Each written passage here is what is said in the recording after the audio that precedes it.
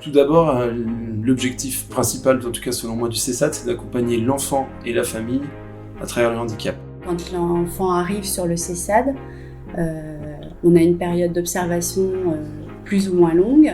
Pendant cette période d'observation, les différents professionnels font des bilans. Donc il y a un bilan éducatif, un bilan psychomotricien, un bilan de neuropsychologie. Il y a aussi une institutrice spécialisée, une enseignante spécialisée dans le service qui fait aussi. Voilà, donc tout le monde fait des bilans.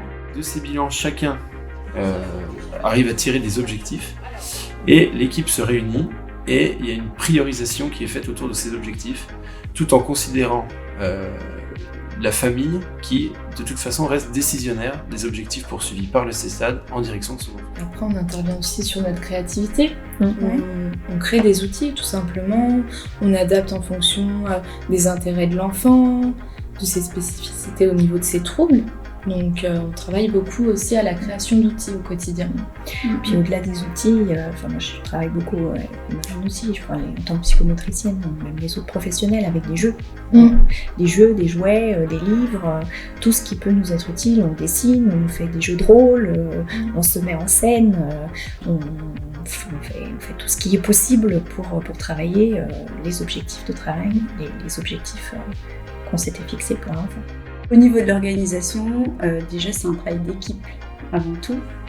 On a tous un planning à la semaine, on a des suivis individuels, mais on peut avoir aussi une réunion hebdomadaire le mardi matin.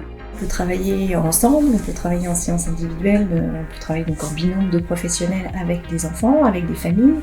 Il y a aussi des groupes qui sont projetés, en particulier on a un projet avec Marine, donc psychologue et psychomotricienne, de travailler au sein d'un petit groupe avec 2 petits et leurs 2 mamans pour travailler les relations mère-enfant et les relations entre enfants. Chaque enfant a son projet individualisé d'accompagnement qui est spécifique à chaque enfant. Donc les interventions des professionnels sont spécifiques en fonction effectivement des objectifs prioritaires qu'on a définis au moment de la synthèse en équipe. L'éducateur spécialisé il travaille avec les jeunes sur différents plans. Donc tout d'abord, tout ce qui est acte de la vie quotidienne. Donc habillage, déshabillage, ça peut être les passages à la douche, brossage de dents, toutes ces choses-là. Ensuite, il y a un gros pan de notre travail en tant qu'éducateur qui est autour des habiletés sociales et de comment doit se comporter l'enfant en société. Et aussi dans un CESAD, en fait, on travaille en équipe pluriprofessionnelle. Selon moi, l'éducateur spécialisé en CESAD, il doit essayer de faire le relais entre toutes ces professions pour pouvoir faire le relais entre les professions, l'école et les familles des jeunes.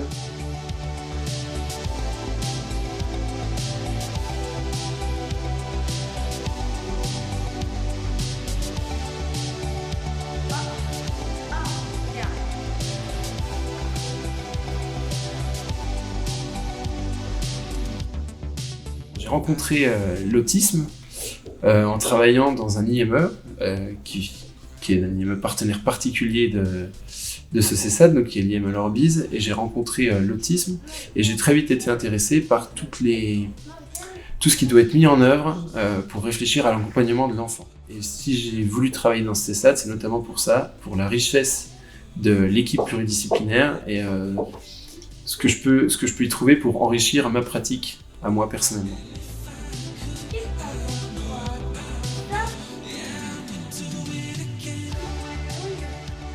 Tout d'abord, ici, on travaille, donc c'est ce qu'on appelle du milieu ouvert, c'est-à-dire que les professionnels se déplacent sur les lieux de vie de l'enfant.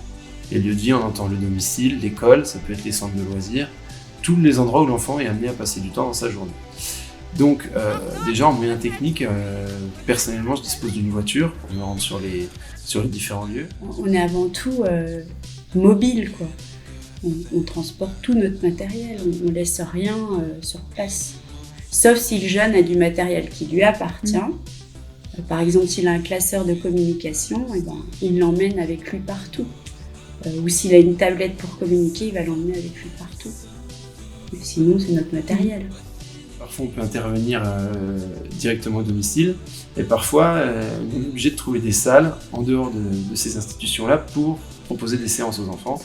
Et donc, ça, il y a un système de conventionnement qui est mis en place. Et ça, c'est des moyens techniques auxquels auquel on a le droit. En plus de ça, chaque professionnel a un budget alloué pour ses activités.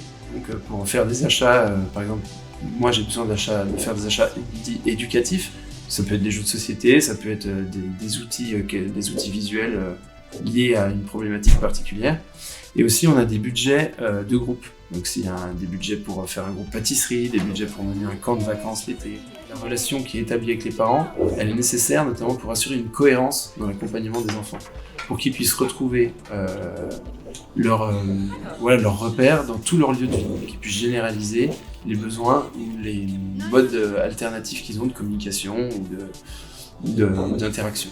Je trouve que c'est primordial de travailler dans l'environnement de vie de l'enfant et qu'on est au plus juste de l'inclusion quand on travaille avec tous les partenaires qui gravitent autour de l'enfant. On a mis en œuvre des groupes paroles parents et des groupes paroles fratrie pour essayer aussi de travailler avec l'ensemble de l'environnement proche de l'enfant.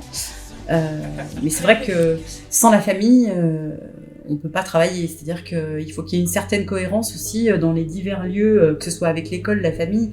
Mais en tout cas, c'est la famille qui nous amène aussi des pistes de travail. C'est eux qui vivent au quotidien. Donc c'est essentiel d'être en coopération avec les familles. On va être à côté, on va les soutenir, mais on va jamais prendre leur place surtout. Voilà. Ça les aide dans l'évolution, pour qu'ils puissent rester dans l'école inclusive, dans toutes ces choses-là. Sans ça, à l'heure d'aujourd'hui, on n'en serait pas là. Nous, les enfants, ils ont vachement évolué depuis la prise en charge chez SAD. Et du coup, là, on ne parle plus du tout d'IME, en fait. Et le langage se développe en plus, donc c'est vraiment bénéfique.